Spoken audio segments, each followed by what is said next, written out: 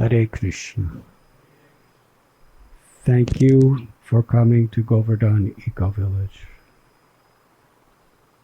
I sincerely welcome you. Krishna tells in Bhagavad Gita, Matra sparashastu konteya sitos nasuka dukata agamapayano nityastham stadikshasva bharata. This particular verse is very relevant at this time of the year, and especially today. That the non-permanent appearance of happiness and distress and its disappearance in due course are like the appearance and disappearance of the winter and the summer seasons. They arise from sense perception. Krishna tells one must learn to tolerate all these dualistic challenges without being disturbed.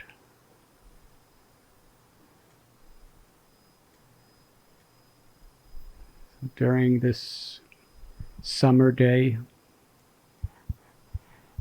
in the West, they have a calculation of temperature which is called Fahrenheit.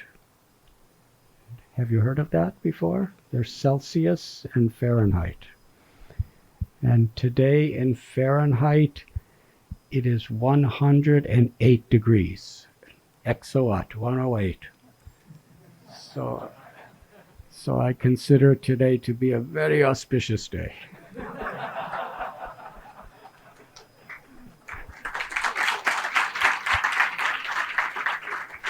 Like everything in life, we have a choice of how to perceive it.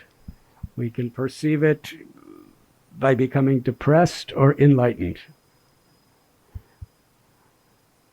We can see an opportunity or we can criticize. So today, you have a choice of seeing it as a very, very hot day or a very, very auspicious day. Because 108 is both. And it is brought, we are all together here in this very special place. Dandulal Prabhu, I'm so grateful to you for all of your wonderful efforts and all of our team from Radha Gopinath Temple, and to each and every one of you. Thank you very much. When Srila Prabhupada first came, actually before he came to America, he was living for some time in Mumbai. At that time it was Bombay. And Srila Prabhupada would ask many of the very distinguished people that were coming to meet him, if you just give me just one of your sons to help me with my movement, we can make the whole world a much better place. We can spread the Dharma of India and the Vedas. We can teach the true essence of Bhagavad Gita. But no one responded. Srila Prabhupada told us, they all said, Swamiji, how can we do like this? Youth must be educated and prepare for economy and all of that. But from this little example, it gives a hint of how important the youth of India was to Srila Prabhupada.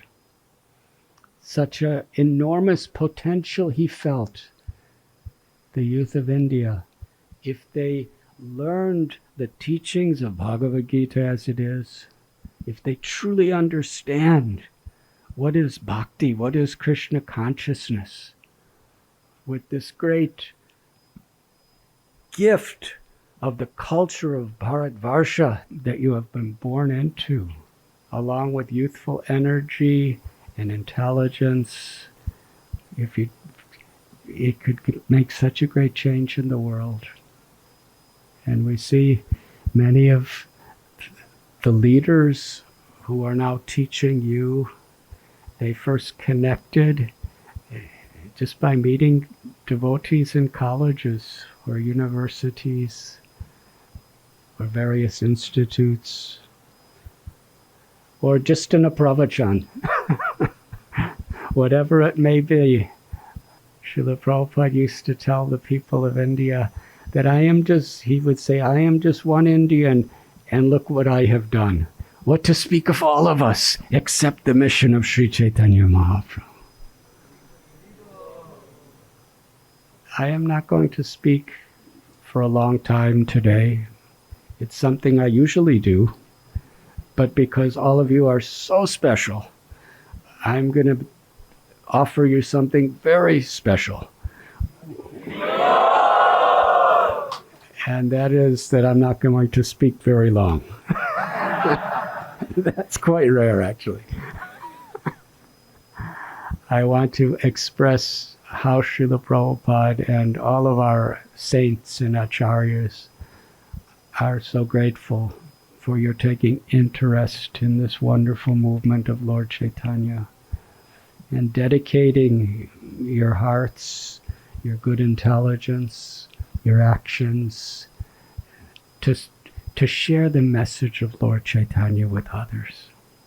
Actually, the handful of people that spread this movement all over the world were all people your age. I first came to India when I was 19, and I surrendered my heart in Vrindavan when I was 20.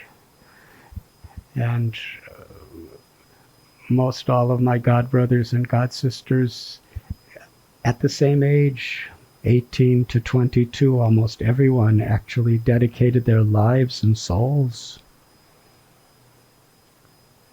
In India, Srila Prabhupada would sometimes use example of devotees like Giriraj Swami Maharaj.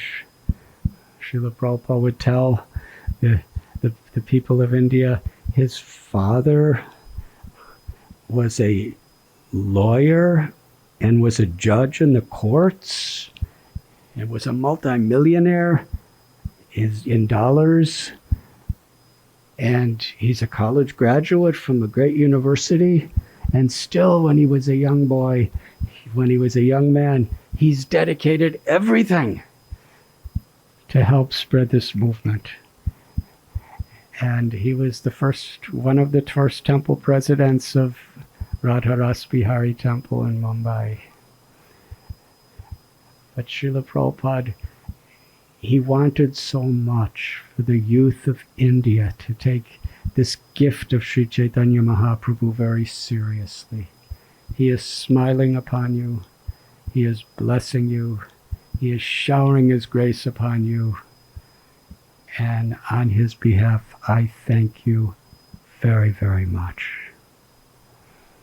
And I'm especially grateful that you have all chosen to come to Govardhan Eco Village for this retreat.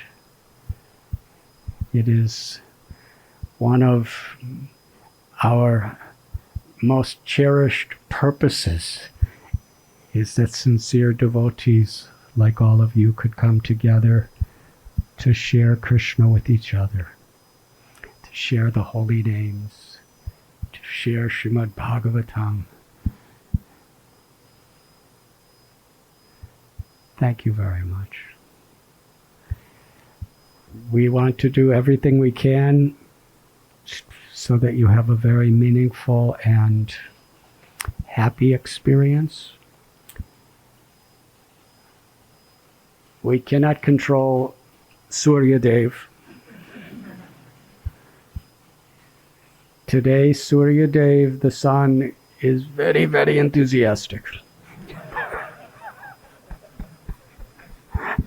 And he's one of the acharyas of our sampradaya. Krishna tells Arjuna, I first spoke this message to Vivaswan. So we want to respect his enthusiasm. And we will adjust to his enthusiasm. And we will chant and be happy. Hare Krishna.